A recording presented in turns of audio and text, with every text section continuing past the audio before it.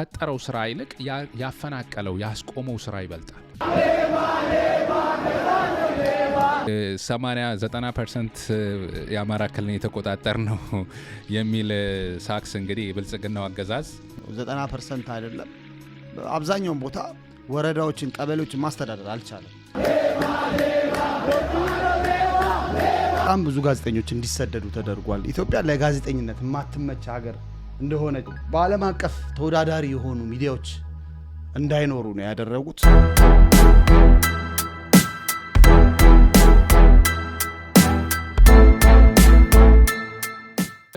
ሰላም የአሽሩካ ሚዲያ ቤተሰቦች እንደምን አላችሁ? በሳምንታዊ ፕሮግራማችን ተከስተናል። ሀገራችን ውስጥ እየተካሄደ ያለው የአብይ አህመድ አገዛዝ የብልጽግናው አፈና በተመለከተ እንግዲህ የምናቀርብላችሁ ፍሪደም ቮይስ ፖድካስት የተሰኘ ፕሮግራማችን ሁለተኛው ክፍል ዛሬ ይዘንላችሁ እንቀርባለን ማለት ነው። ምንድን የተካሄደው የሚለውን እንቃኛለን። ምን አይነት ጉዳዮችን ይዘናል? ዛሬ በሳምንቱ የቀረቡ ሀሳቦች አሉ። እነሱን ሀሳቦች በተወሰነ መልኩ ለመዳሰስ እንሞክራለን። የመጀመሪያው ዘጋርዲያን ያቀረበው መረጃ ነው። ዘጋርዲያን ኢትዮጵያ ውስጥ ስላለው የጋዜጠኝነት ፈተና ሰፊ ሀተታ ያለው ጽሁፍ አቅርቧል። ስለሱ ብዙ ሰዎችን የሚያነጋግር ነበረ። እሱን በተመለከተ እየዳሰ እናቀርባለን። ከዛ በመቀጠል ደግሞ እንግዲህ አምነስቲ ኢንተርናሽናል የኢትዮጵያ ውስጥ ያለው የኮሪደር ልማት የዜጎችን ሕይወት በምን ያህል ደረጃ ሰብአዊ መብት ጥሰት ነው ብሎ አምነስቲ ኢንተርናሽናል አቀርቦታል። ስለሱም ሀሳብ ይኖረናል። ከዛ በመቀጠል ኤአይ ቴክኖሎጂ እንግዲህ አሁን ዘመኑ ያመጣው ኤአይ ቴክኖሎጂ እንዴት አድርገን መጠቀም እንችላለን?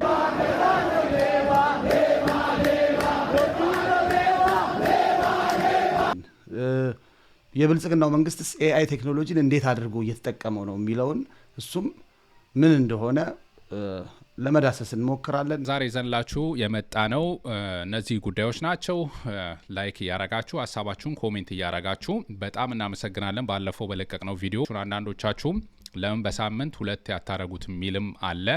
እስቲ እንግዲህ እንደ እግዚአብሔር ፈቃድ በተቻለ መጠን እንደዛ ለማድረግ እንሞክራለን። የዛሬው ጉዳያችንን እንቀጥላለን። በዚህ ሳምንት የተሰማ የሀዘን ዜና አለ። እሱ ምንድነው? ዶክተር ፍቅሩ ማሩ ታዋቂው የልብ ቀዶ ስፔሻሊስት ዶክተር ፍቅሩ ማሩ ህይወታቸው ከዚህ ዓለም በሞት አርፋለች። እንግዲህ ዶክተር ፍቅሩ ማሩ ሲታወሱ እንደ መግቢያ እኔም ማነሳው በጣም የኢትዮጵያ ፖለቲካ በተለይ ደግሞ በኢህአዴግ ጊዜ የነበረውን ነገር ብዙ ነገር እዚህ ሀገር ስዊድንም ኢትዮጵያ ውስጥም ያለውን ነገር ብዙ ነገር ያንቀሳቀሰ ነገር ነበረ። ዶክተር ፍቅሩ ማሩ እንግዲህ የታሰሩበት ምክንያት ታስታውስ እንደሆነ መላኩ ፈንታና ገብረዋህድ የሚባሉ ከሙስና ጋር በተያያዘ ከዛ ጋር በተነካካ ነበረ መጀመሪያ የተያያዙት። ከዛ በኋላ ግን ያለምንም ማስረጃ ነበር የተያዙት። ዶክተር ፍቅሩ ማሩ አስታውሳለሁ ታስረው እስር ቤት ገብተው ነገሩ የሄደና ምንም አይነት ምስካሪና ስለ ወንጀላቸው ምንም ነገር ሳይቀር ምን ተከሰተ? በመሃል ቂሊንጦ እስር ቤት ይቃጠላል። ቂሊንጦ እስር ቤት ተቃጥሎ የዛን ጊዜ እስረኛ እንዳይወጣ ታፍኖ ትዝ ይለኛል። በጣም የሚዘገንን ነበረ። እስር ቤቱ ሲቃጠል እስረኛ ሊያመልጥ ነው ተብሎ በጣም ብዙ እስረኞች ተገለዋል። የሚገርም ነገር ዶክተር ፍቅሩ ማሩ በእለቱ አልነበሩም፣ ለሕክምና ወጥተዋል። ከዛ በኋላ ግን እስረኞችን በማደራጀት ታራሚዎችን በማሳመጽ ለማምለጥ ተብሎ የተከሰሱት እሳቸው ናቸው። ዋናነት ቀዳሚ ሆኖ የሚታወሰው የሕክምና ባለሙያነታቸው ነው። በጣም ጠንካራ የሕክምና ባለሙያ ናቸው። የልብ ቀዶ ሕክምና ስፔሻሊስት ናቸው። ከዛ ደግሞ በላይ እንግዲህ ቪዲዮንም ለማሳየት እንሞክራለን ከልጃቸው ጋር ልጃቸው ዶክተር ሰላምና ባለቤታቸው ዶክተር መሰረት ጋር ያላቸው በተለይ የልጅና የአባት ግንኙነት የሆነ ቪዲዮ ነበር ብዙ ሰው የሚያውቀው። ሲላቀሱ ዶክተር ፍቅሩ በፌዴራል ፖሊስ ታጅበው ልጃቸው ከዚህ ሀገር ሄዳ ነበረ። የዛኔ ዶክተር ሰላም ልጅ ነበረች። በጣም በዚህ አጋጣሚ የሚገርም ብዙ ሰዎችን የዛን ጊዜ የነበረ የብዙ ሰዎችን ልብ የነካ ነገር ነበር።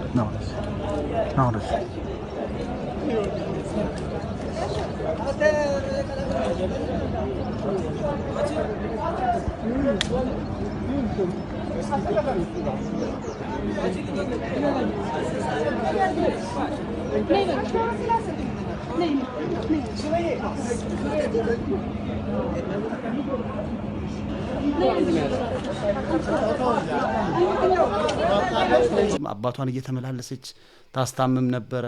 የመንግስቱ ደግሞ ጨካኝ መሆን የነበረው ስርዓት በጣም ጨካኝ ነበረ።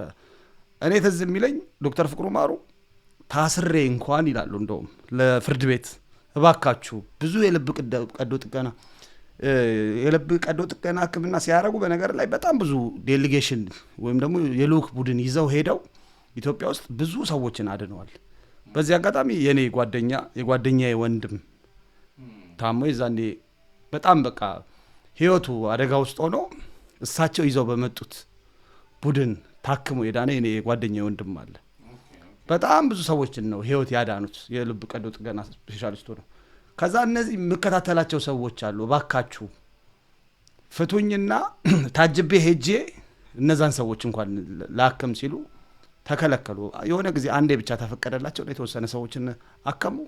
ከዛ በኋላ እስር ቤት በተፈጠረው ነገር በቃ ወደ ሽብር ክስ ተቀየረባቸው እና ዶክተር ፍቅሩ ማሩ የኢትዮጵያን ፖለቲካ በነበረው ሁኔታ ቁልጭ አድርገው ያሳዩ የብዙዎች የነበረው ሁኔታ እናስታውሰው ነው።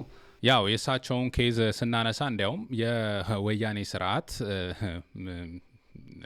አስከፊ አገዛዝነትን የሚያሳይ በርካታ እንደዚህ አይነት ጋዜጠኞች ምኖች ባለሙያዎች የተሰቃዩበት ነበርና አሁንም ደግሞ በሀገራችን ስንመለከት የብልጽግናው አገዛዝ ያንኑ የወያኔ ስርዓት አስተሳሰብ ያስቀጠለ መሆኑን ይሄ ዲክታቶሪያል ሺፑን ያስቀጠለ መሆኑን የምንመለከተው ጉዳይ ነው። እንግዲህ ነፍሳቸውን ይማር ነው የምንለው።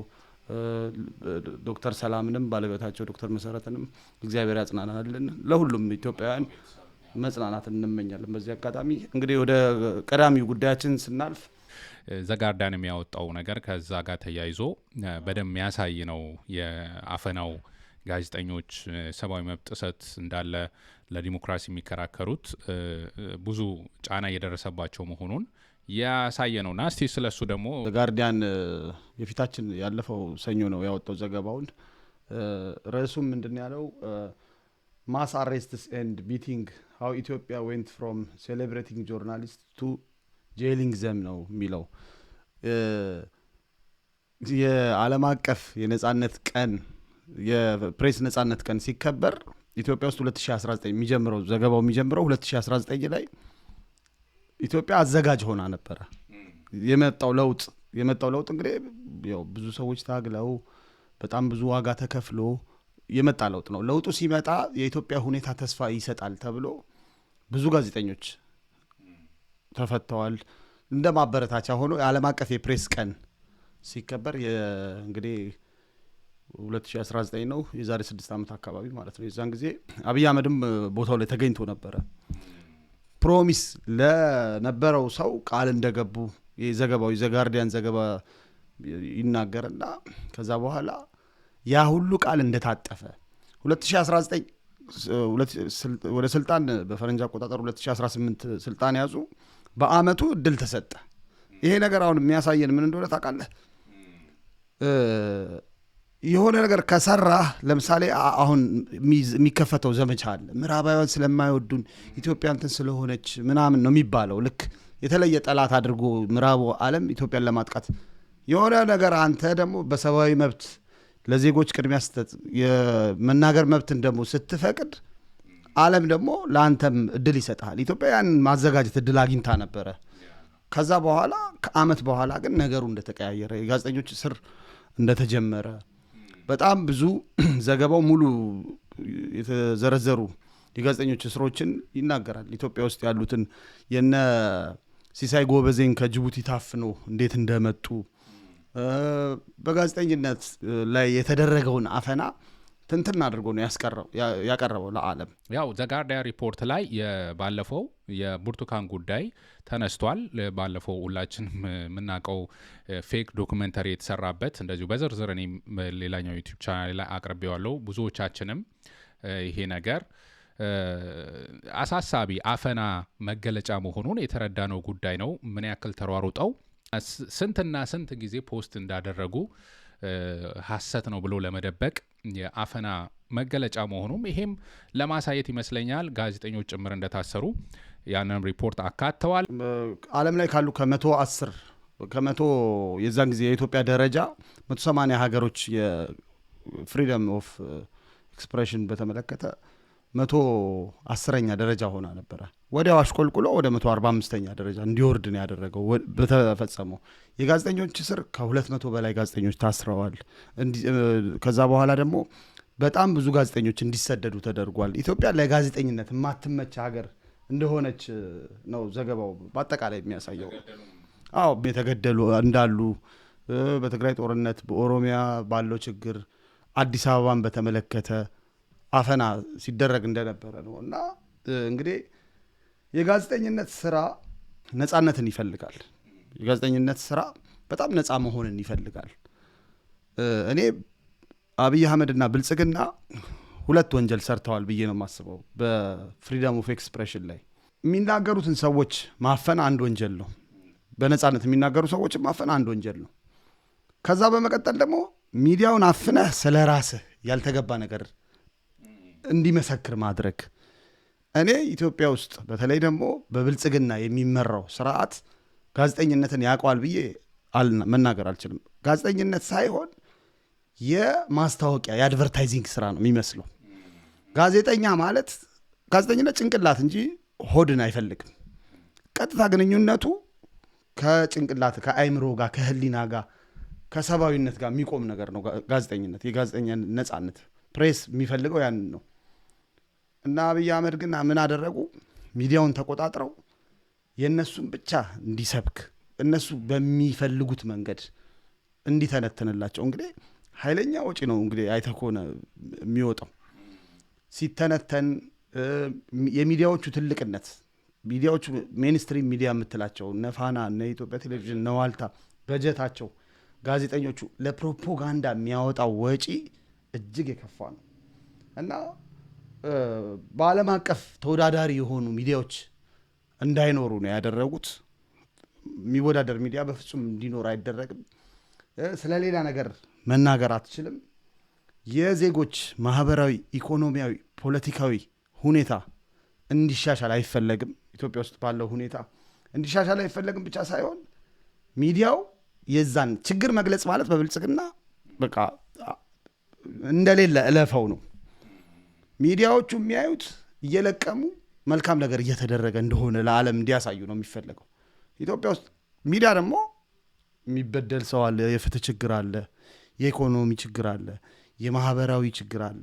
እነዛን ነገሮች ሁሉ ሰብስበህ በሚዲያ ካላቀረብክ ምንም ዋጋ የለውም።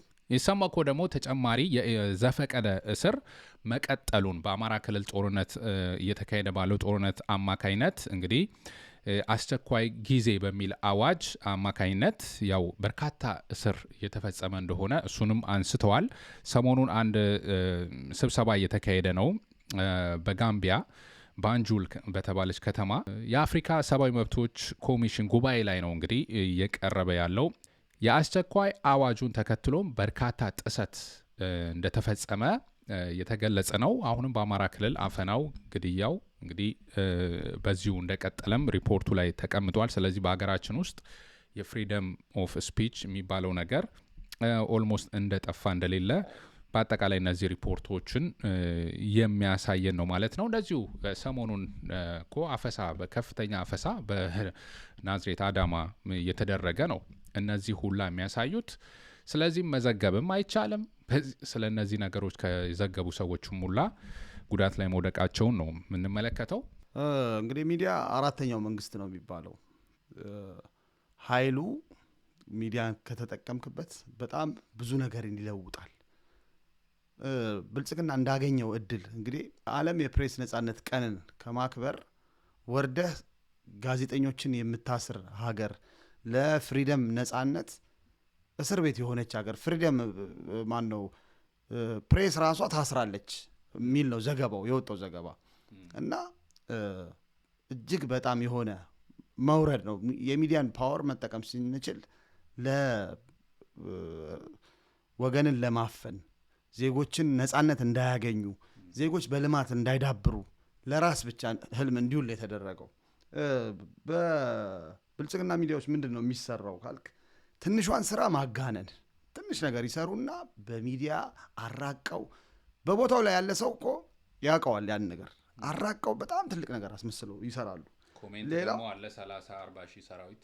አዎ ከዛ ደግሞ አለ ያንን ነገር የሚያጋንን በጣም ምንድነው ሁልጊዜ ማትቀራለች አቢቹ ኪንግ እየገቡ የተሰማራ ሰራዊት ነው እንግዲህ በፌስቡክ ብቻ ቢቢሲ የሰራውን ባለፈው ከ25000 ሰው በላይ አለ የሚከፈለው እየተከፈለ ኮሜንት የሚያደርግ እንደ ስራ።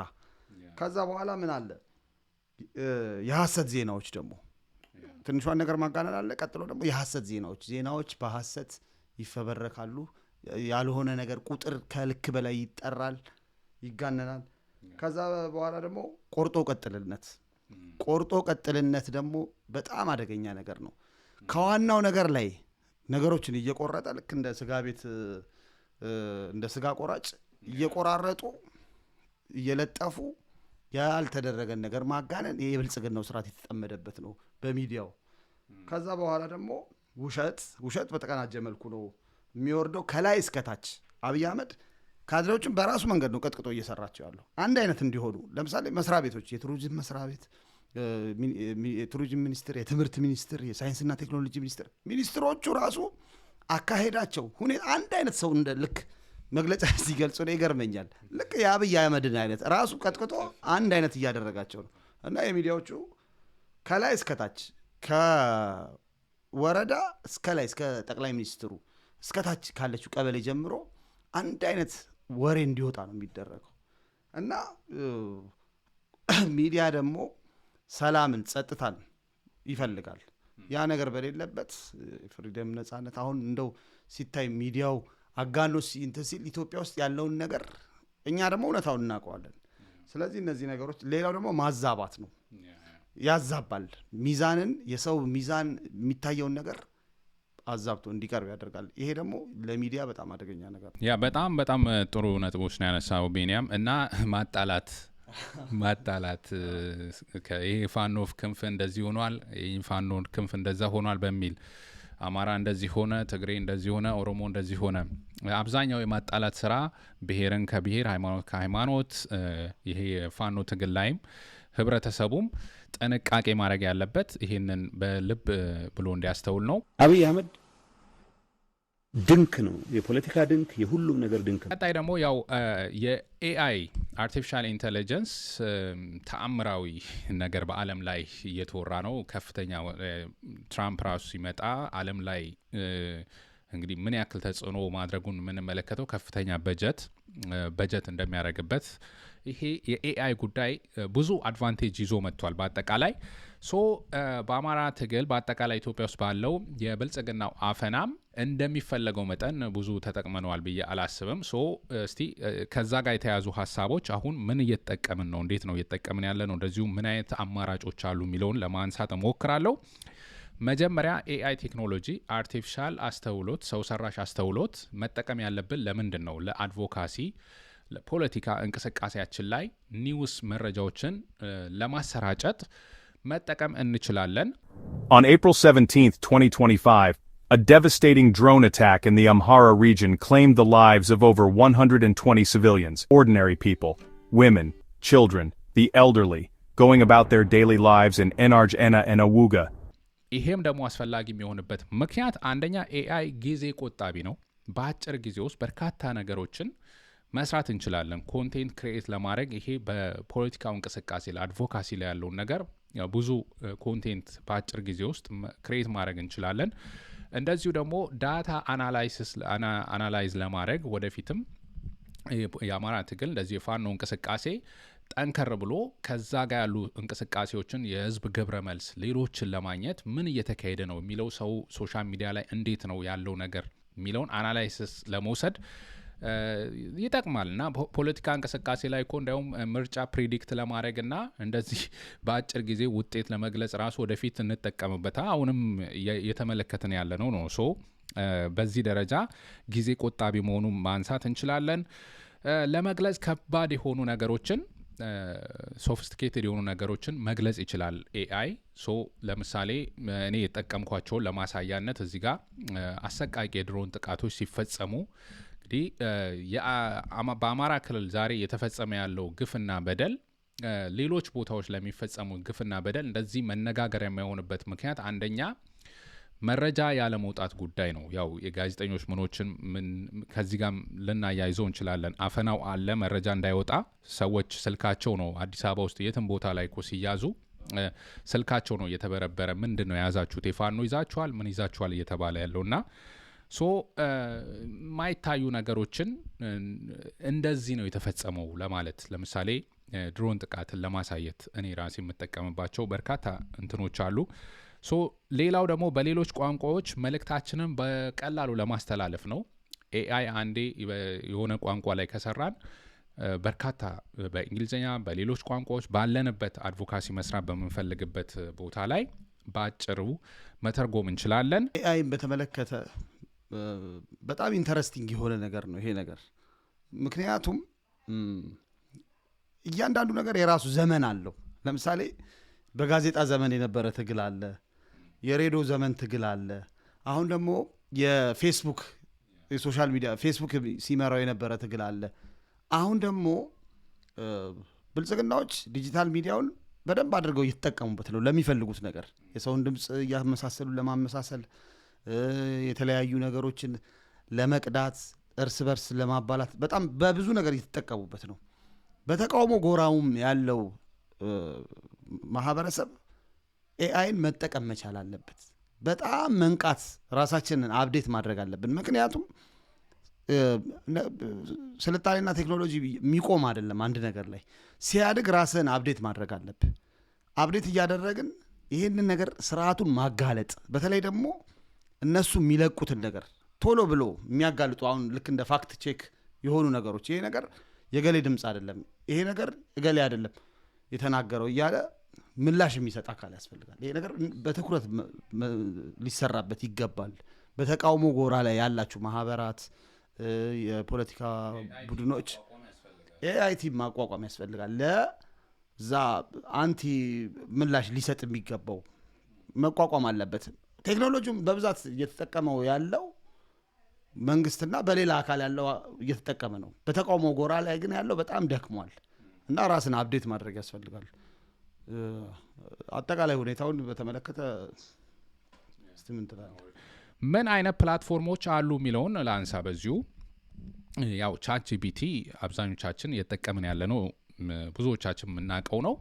እኔም እየተጠቀምኳቸው ካሉት ውስጥ እንትን ማለት እንችላለን። ለምሳሌ ቻትጂፒቲን ይሄንን የድሮን ጥቃት ለማሳየት የተጠቀምኩበት ነው። ሰሞኑን በምስራቅ ጎጃም የተፈጸመው የድሮን ጥቃት ማለት ነው፣ ኤፕሪል 17 ላይ የተፈጸመው። ሶ ፕሮምፕት ጽሁፍ ነው ያስገባውት። ይሄንን ጽሁፍ እዚህ ላይ የምትመለከቱትን ጽሁፍ አስገባውኝ። 120 ሰዎች በግፍ ተጨፍጭፈዋል። እንደዚህ ይህንን እስቲ የሚያሳይ የሆነ ስዕላዊ ነገር አሳየኝ ብዬ አስቀምጬለታለሁ። እንደዚሁ እናት ደግሞ ልጇን ይዛ ከድሮን ጥቃት ስታመልጥ፣ ለዛውም ደግሞ ባይራክታር ሰራሹን የቱርክ ሰራሹን ድሮን ከሱ ጥቃት ስታመልጥ ብዬ ስፔሲፊካሊ እንዲያውም ያስቀመጥኳቸውን ነገሮች ሁሉ ይህን በምትመለከቱት መልኩ ቁጭ አድርጎታል ማለት ነው። ሶ ምን ያክል ጠቃሚ እንደሆነ እንድናየው ነው። 11 ላብስ የተባለው ነው። ሁለተኛው ደግሞ ድምጻችንን ለመቀየር ከፈለግን ክሎን ለማድረግ እንደዚሁ ደግሞ ጽሁፍ ብቻ አስገብተን ጽሁፍን ስክሪፕትን ወደ ድምጽ የሚቀይር ነው። በጣም የታወቀ ነው ይሄም 11 ላብስ። ሌላው ቪዲዮዎች ናቸው። ቪዲዮ መስራት የምንችልባቸው ኢንቪዲዮ የታወቀ ነው ነው የምጠቀምበት። እነዚህ ፍሪ ቨርዥንም አላቸው። ብዙ መጠቀም ከፈለግን ደግሞ ፕሪሚየም መጠቀም እንችላለን። ፒክትሪ የተባለ ቪዲዮ ክሬት ለማድረግ እንደዚሁ ራንዌይ የተባለ ቪዲዮ ክሬት ለማድረግ እነዚህም በጣም የታወቁ ናቸው። አሁን ላይ የጠቀምናቸው ካሉ ነው። እናንተ የምታውቋቸው ካሉም ኮሜንት ብታደረጉልን ነው ይጠቅመናል። እንደዚሁ ደግሞ ሱኖ ደግሞ ዘፈን ክሬት ለማድረግ ነው። አሁን ብዙ ቴዲ አፍሮ በፋኖ ዘፈነ፣ ሳያት ለፋኖ ዘፈነ፣ ምን እነዚህ ሁላ የወጡት በሱኖ አይነት አፕሊኬሽን በመጠቀም ነው። ሶ ትግል ለማካሄድ በጣም ኤአይ ጠቃሚ ሆኖ አግኝቼዋለሁ። ሶሻል ሚዲያ ላይ በርካታ ቪዲዮዎች አልተመለከትክም? እነዚህን ተመልካቾቻችንም ያያችሁ ውስጥ ይዘና በሉባቸው።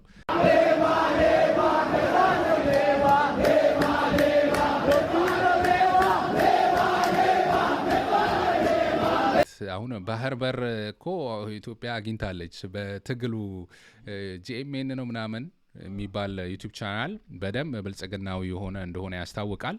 እዛ ላይ የአብይ አህመድ ሰራዊቶች እንግዲህ ያሳዩ ነው። እንደዚሁ ደግሞ በኢሳያስ በኩል እንግዲህ አብይ አህመድን ሲደፍቀው ምን ሲል ወስዳለሁ ብሎ ሲመጣ እንትን እንዳለው ይሄ የኤአይ ጦርነት ኦልሬዲ ተጀምሯል። ይሄ የኤርትራና ኢትዮጵያ ጉዳይም ላይ ስንመለከት ማለት ነውና አጠቃላይ በጣም ጠቃሚ ስለሆነ ኤአይ በፋኖ እንቅስቃሴ ውስጥ ያላችሁ አማራ ማህበራት በአጠቃላይ ጸረ አብይ አህመድ እንቅስቃሴ ውስጥ ያላችሁ ኤአይ ቴክኖሎጂን ብትጠቀሙ ጥሩ ነው ብዬ አስባለሁ። እነዚህን ቱሎች በመጠቀም ኢንቨስት ማድረግም አስፈላጊ ነው። በጣም ኤክስትራ ብዙ ነገሮች ጥቅሞች አሉት። አሁን እዚህ ጋር ያልገለጽኳቸውም ለአድቮካሲ ለዚሁ ለጸረ ብልጽግና እንቅስቃሴ ለማድረግ ከፍተኛ ጥንቃቄ ማድረግ የሚገባቸው ተመልካቾቻችን ድምፅ ቆርጦ መቀጠል ወይ ደግሞ የሆነ ክሎኒንግ የሚባልም ቴክኖሎጂ አለ በኤአይ ቴክኖሎጂ። ለምሳሌ እኔ ድምፄን ትንሽ ካሰማሁት ቀጥሎ የምናገራቸውን ነገሮች እኔ ሳልናገር ጽሁፍ ብቻ ነው ማስገባው። ጽሁፍ ብቻ ጽፋለሁ፣ የኔን ድምፅ አስመስሎ ይናገራል። ቦታው መኖር አይጠበቅብኝም። ይሄ ኤአይ ቴክኖሎጂ በአንድ በኩል በፖለቲካው እንትንም ተመሳስሎ የመጣ ነው። ሌላው ይሄ ክሎኒንግ በቪዲዮ ራሱ ኦባማን የሚመስል አይታችሁ አታውቁም? ትራምፕን የሚመስል ሌሎች አብይ አህመድን የሚመስል ሌሎች እንደዚህ ነው። በቃ አሁን በፋኖች እንደዚህ አለ በቪዲዮ አላየውም። አይታል አላየውም። ግን በአጠቃላይ እንደዚህ ነገር መኖሩ አይቀርም። በድምጽ ግን የተለቀቀ ነገር ይኖራል ብዬ አስባለሁ። እስካሁን ድረስ ብዙ አሉ። በተለይ ማጣላት ዘመቻ ላይ እንትና እንደዚህ ብሎ አወጣ ብለው ስልክ ተለቀቀ ምናምን የሚሉት በተለይ በጣም አሳፋሪ ነገር እየተሰራ ነውና በአጠቃላይ ጥንቃቄ ማድረግ ያስፈልጋል። ቀጣይ ደግሞ እንግዲህ አምነስቲ ኢንተርናሽናል ያወጣው ሪፖርት አለ። በኮሪደር ልማትን በተመለከተ በጣም ብዙ ዜጎች ሰብአዊ መብት ጥሰት ነው፣ ይሄ ዓለም አቀፍ የሆነ ሰብአዊ መብት ጥሰት ነው ብሎ ነው አምነስቲ ኢንተርናሽናል ያቀረበው። እንግዲህ አምነስቲ ኢንተርናሽናል ስላቀረበው ሳይሆን በተለይ አሁን ባለው ኑሮ ሁኔታ ፈረሳ ያልነካው ማንም ሰው አለ ብዬ አላስብም። ሁላችንም ነክቶናል። እያንዳንዱን ሰው የዚህ የፈረሳ ጉዳይ ነክቶታል። ምክንያቱም ከባድ የሆነ ፕሮጀክት ነው። ፕሮጀክቱ በጣም ብዙ ሰዎች ህይወት ነው ያዛባው። ግማሹን አፍርሶ አፈናቅሎ ካሳ ሳይሰጡ መበተን፣ ግማሹን ደግሞ ማህበራዊ ህይወቱ እንዲሰበር አብሮ ያለው እንደምናውቀው ኢትዮጵያ ውስጥ ያለው የማህበራዊ ህይወት በጣም ጠንካራ ነው። ሰዎች የራሳቸው እድር አለ፣ ግንኙነት አላቸው፣ የተለያዩ እቁቦች አላቸው፣ ማህበሮች አላቸው። በገንዘብ የማይለኩ ናቸው እነዚህ ነገሮች አንድ እንዳይሆኑ ህብረት እንዳይፈጥሩ አድርጎ ነው የሰበራቸው። ሙሉ ለሙሉ ነው ይህን ነገር የበተነው እና ቀላል ነገር አይደለም። አጠቃላይ ዘገባውን በተመለከተ እስቲ ምን ትላለህ? እንደገለጽከው ያው ኢትዮጵያ ውስጥ እንግዲህ ፈረሳ በርካታ ሰዎችን ለጉዳት እንደዳረገ ነው አምነስቲ ኢንተርናሽናል ኤፕሪል ላይ ባወጣው ሪፖርት የገለጸው ማለት ነው። በ7 ገጽ ያለው ሪፖርት ነው እንግዲህ አምነስቲ ኢንተርናሽናል ያስቀመጠው። የገለጸው ምንድነው? በተወሰነ አካባቢ ነው በቦሌና ለሚኩራ አዲስ አበባ ውስጥ እነዚህ አካባቢዎች ላይ ሄዶ ቃለ መጠይቅ በማድረግ ግፍ የደረሰባቸውን ሰዎች መረጃ አጣርቶ ነው እንግዲህ የገለጸው። እንደዚሁ አገኘን ያለው 872 ሰዎች እንግዲህ በጉልበት ከቦሌና ለሚኩራ ክፍለ ከተማዎች እንደተፈናቀሉ ነው። ይሄ ደግሞ እዚህ ላይ ብቻ ሳይሆን እዚህ ቦታ ላይ የተፈጸመው ነገር በመላው ኢትዮጵያ ውስጥ እንግዲህ በሐዋሳ የኮሪደር ልማት ፕሮጀክት የተካሄደ ነው። በደሴ፣ ጅማ፣ አዳማ በርካታ ከተሞች አጠቃላይ 58 ባለፈው ተወካዮች ምክር ቤትም እንደቀረበው 58 ከተሞች ላይ ኢትዮጵያ ውስጥ በመላው ኢትዮጵያ የተካሄደ ነው ይሄ እና ኮሪደር ልማት በሚል በርካታ ሰዎች እየተፈናቀሉ ፎርስብሊ በግፍ በጉልበት እየተፈናቀሉ እንደሆነ እንግዲህ ተጨባጭ መረጃውን ይዞ ነው እንግዲህ አምነስቲ ኢንተርናሽናል እየተከራከረ ያለው። በደንብ ዝርዝር መረጃዎችን ያናገራቸውን ሰዎች መረጃዎችን ሁሉ አያይዘዋል ማለት ነው።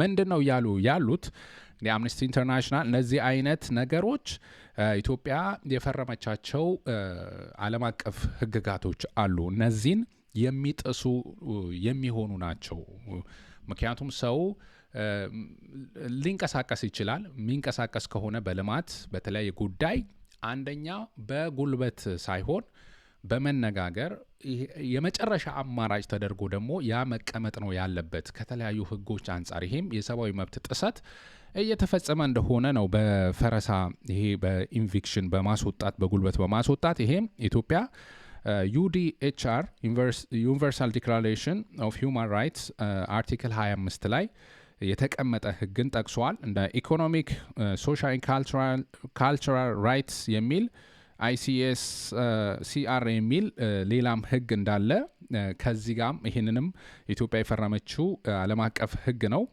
ካምፓላ ኮንቬንሽን የሚባልም ሰዎች እንግዲህ ሰብአዊ መብታቸው ሳይጣስ እንደዚህ አይነት ግንባታዎች ምኖች ሲካሄዱ መደረግ እንዳለበት ነው እንግዲህ እነዚህ እንትኖች የሚጠቁሙት ማለት ነው ህጎች ምንድነው መፍትሄ ብለው ያስቀመጡት እንግዲህ ይሄ ብልጽግናው አገዛዝ ያቁም ነው ያሉት ይሄ ግንባታውን እንዲያቆም እና በደንብ ጥናት አልተካሄደበትም ምን አይነት ጉዳት ይደርሳል ምንድነው የሚያስከትለው ነገር አልታየም አንዳንዶቹ ላይ እንዲያውም በቦሌና በለሚ ኩራ ክፍለ ከተማ ብለው መረጃ ያቀረቡት ላይ በ72 ሰዓት ውስጥ በቃ ዛሬ ተነገራቸው በቀጣይ ቀናት ቤታቸው ፈረሰ ይሄ የሰብአዊ መብት ጥሰት ነው የተፈጸመ ያለውና የሚል ነገር ነው ሶ ለጊዜው ቆሞ እንዲጠና ነው ጉዳቱ እንዲጠና የሚል ነገር ነው ያቀረቡት አማራጭ ሌላው ደግሞ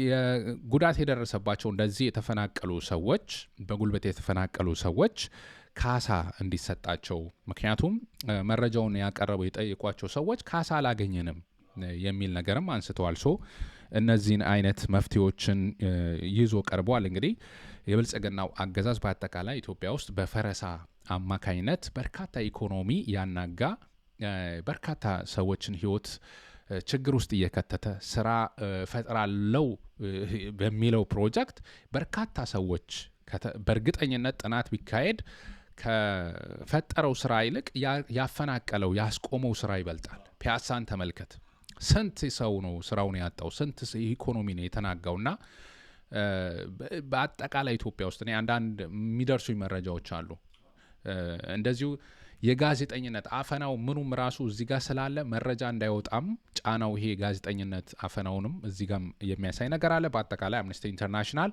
እንግዲህ በዚህ ጉዳይ ላይ ጠበቅ ያለ መረጃ ይዞ ወጥቷል ተመልካቾቻችን እንግዲህ ለዛሬ ያዝነው ዋና ሀሳቦች እነዚህ ናቸው ግን ሰሞኑን አንዳንድ ኢንተረስቲንግ የሆኑ ሁለት ጉዳዮች ላንሳ እዚህ የሕክምና ባለሙያዎች ንቅናቄ ከፍተኛ ንቅናቄ የተካሄደ ነው ደሞዝ ጭማሪ ንቅናቄ በእውነት እኔ አንድ ሰው ለመብቱ መታገል አለበት ኢትዮጵያ ውስጥ በዚህ መልኩ እንግዲህ የሕክምና ባለሙያዎች ከፍተኛ ንቅናቄ ያካሄዱ ነው የደሞዝ አንሶናል በቃ ልንኖር አልቻልንም በዚህ 10,000 15,000 እየተከፈለን በወር ብር ነው እንግዲህ ማውራችሁ ዶላር አይደለም የሕክምና ባለሙያዎች ናቸው 23 24 ዓመት አጥንተው እያወሩ ነው ራሳቸው መረጃውን ወጥተው እየተናገሩ እንደው